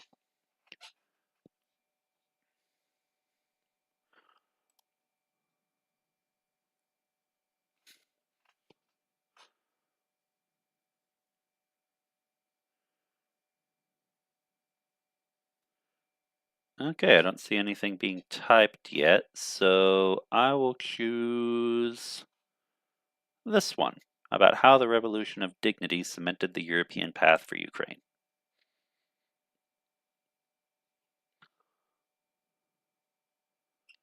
Apparently it has to verify that I am human.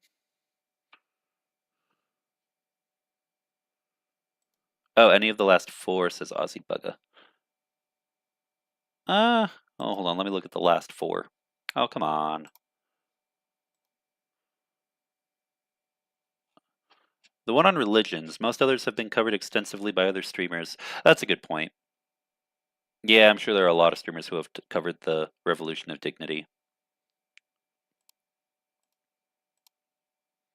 Okay, so religions in Ukraine. What were the last 4? The last 4 were Ukrainian and Russian language. Why is Russia invading Ukraine? When and why did the Russian invasion of Crimea start? And why is the Crimean Bridge under attack? Cheryl typed.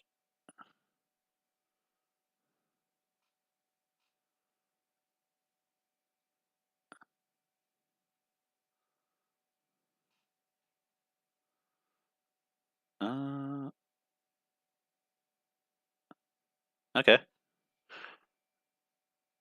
Mike Shashtown says, I am not a robot. I would hope not. Good to see you, Mitch Ashtown. All right, you know what? We'll go with the one on religion. Actually, that seems interesting because, yeah, a lot of other topics have been covered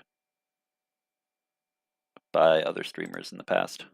So let's see.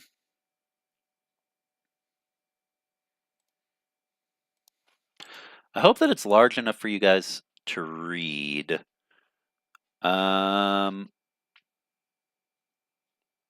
think it is, but either way, I'll be reading it aloud. All right. The religious landscape of Ukraine is quite diverse, with Muslims, Jews, and other groups among the predominantly Christian population. This diversity has been formed over historically and continues to develop in Ukraine as citizens have the freedom of thought and religious belief. Here we see at the Revolution of Dignity, a priest prays on one of the barricades during another day of protests in Kiev on January 28th, 2014. Photo from Radio Liberty, holding a Ukrainian Orthodox church, Orthodox cross.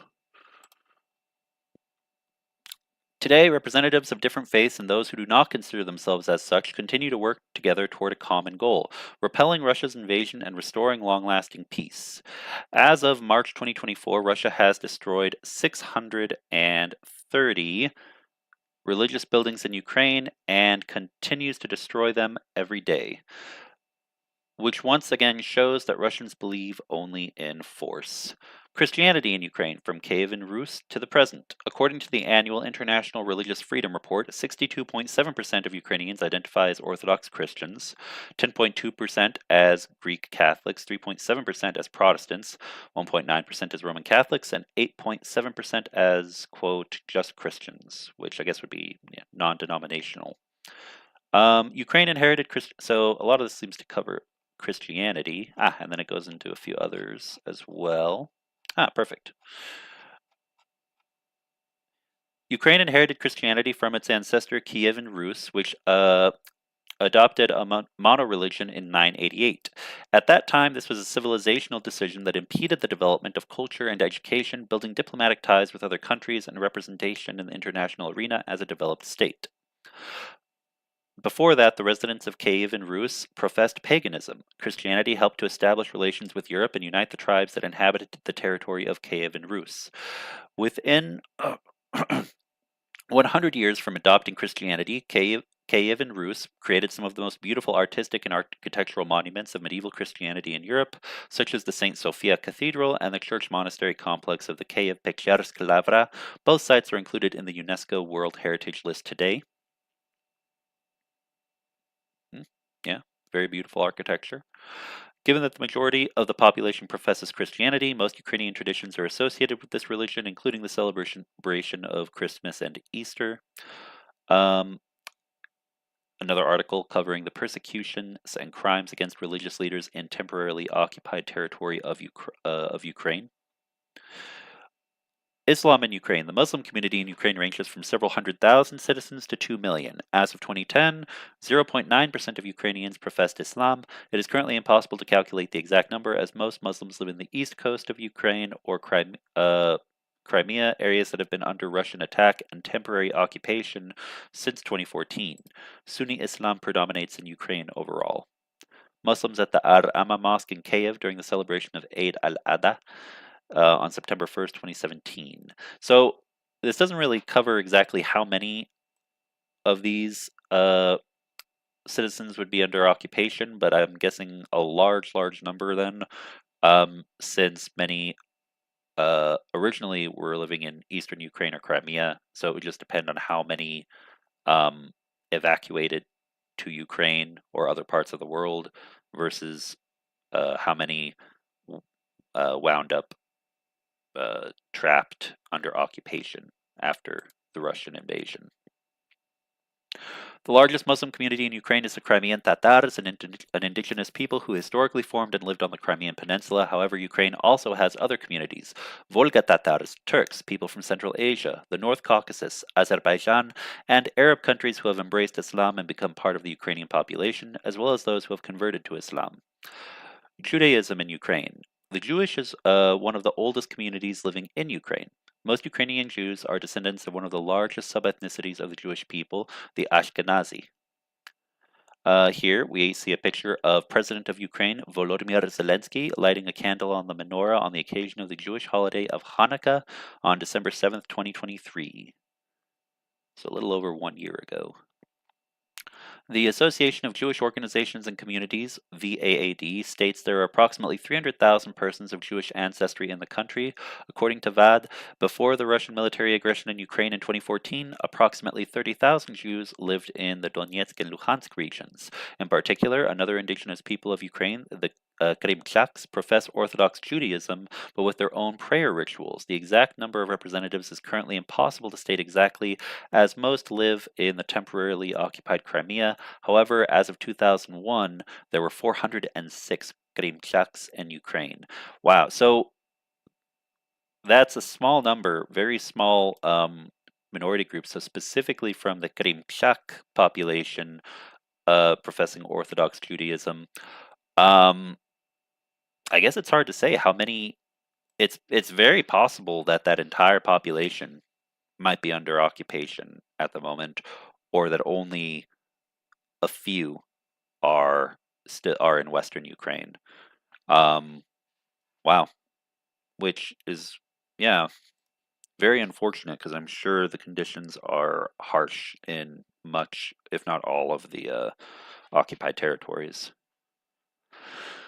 Other religions, Ukraine also has a small number of Buddhists, Hindus, Falun Gong practitioners, Baha'is, and supporters of the International Society for Krishna Consciousness. Also, as of 2022, there are 6% of the population who identify as atheists in Ukraine. Well, since my username is Secular Sekai, that makes me happy to hear. I feel like Estonia would also approve of that. So, cool. And we'll finish out the article. Diversity is the key to unity. Ukraine has historically been a multicultural and multi-religious state. Its territory has been home to Ukrainians, Crimean Tatars, Krimchaks, Graims, and many national communities, each with its own religion, culture, and traditions. Ukraine guarantees freedom of religion and expression for all, as evidenced by the large number of Christian churches, mosques, synagogues, and other religious centers. Among the soldiers who are now defending Ukraine are representatives of different faiths. Despite their differences, people in Ukraine are united by a common desire for victory and a world of peace for future generations. This consolidating factor allows us to learn from each other, discover new cultures, and be understood in every part of the world. Ukraine is a free country in which every citizen can choose for themselves. And it works. So, yeah. And really, there haven't been a whole lot of articles or a lot of YouTubers talking a lot about different religious groups in Ukraine. My understanding is really just that Ukrainian society, like a lot of places in Europe and around the world, it is a pretty secular place. You have a lot of religious beliefs. You have a lot of churches. Obviously, a lot of people who are Orthodox Christian or otherwise members of other religious denominations. But there's a fair amount of diversity, and there isn't a huge tie of any of the religious institutions to the government, to the state, and how uh, how every citizen's lives, how their affairs are run. So, um, all in all, an interesting topic. Yeah, I think that's a good one, and I think that what it says here, this ending message, is a pretty good one to close out on. So remember, wherever you live in the world, whether it's Ukraine or anywhere else, be sure to stand for your freedoms, religious freedoms, freedom to lack of religion, because both of them are equally mutually important, I believe. Yeah, kind of a nice message to leave off on. Are there no Jedis, no Trekkies? Yay, atheists! Yes, I agree, Mark Sangamon. And to be fair, that only covers atheists, so it says 6%. So I don't know. That might not be covering all people who are just kind of, nuns, agnostic, or any other non-religious group. So if you put them all together, it might even be a little higher than 6%, possibly. But in any case, let's see. Krimchaks are not rabbinic Jews. They escaped the Holocaust. So they escaped the Holocaust, but they're not. Oh, shoot. Oh, shoot.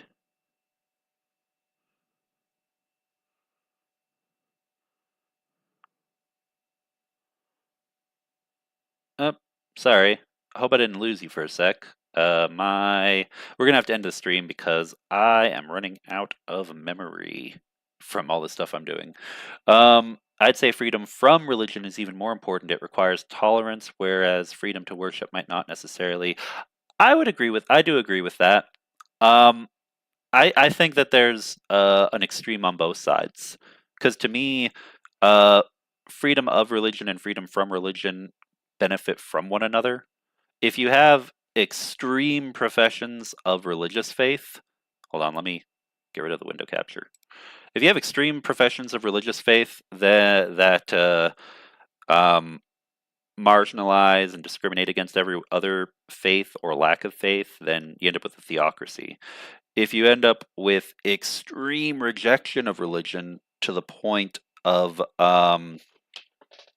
to the point of military force being used to stamp out anything that is religiously affiliated, you end up with atrocities such as the Albanian government under the Hoxha dictatorship, or the Soviet Union at various points in its history with its crackdowns on religious communities.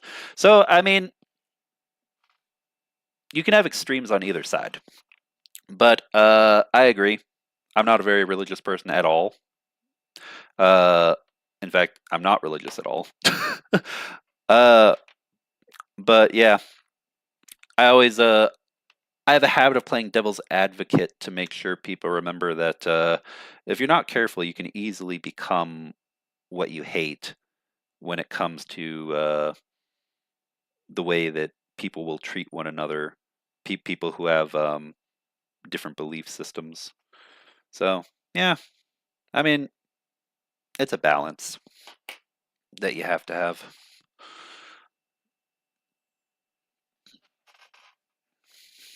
Oh, cool. Well, that's cool. I like seeing that we have several less religious people here in our chat, which I guess shouldn't surprise me since my name is Secular Sekai. But yeah, all right. In any case, we'll go ahead. Oh, let me just double check, make sure there aren't any last minute questions I missed. Nope, we are good. So I'm going to end the Q&A. I'm going to make my donation over PayPal to the 110th Mechanized Brigade. Anyone who wishes to join me, feel free to do so.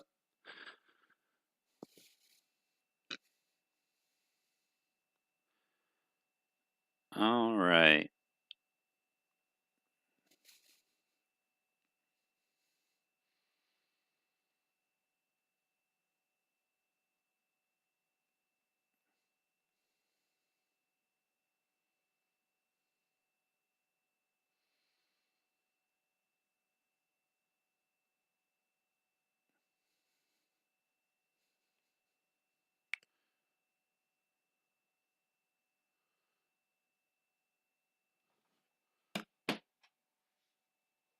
All right. And that has been sent. All right. Thanks for being here, everybody. Thanks for continuing to stand with Ukraine. We will be here again next week. We finally have the super chats ready. And yeah, we're going to have another video up pretty soon. So keep your eye out for that. Should be, I'm going to try to see about getting it ready to preview tomorrow. So keep an eye out for that. Yeah. All right. Well, be sure to check out the shills. I may or may not make it today to the shills. Because I have a few things I need to take care of. But Slava Ukraini, and have a great day.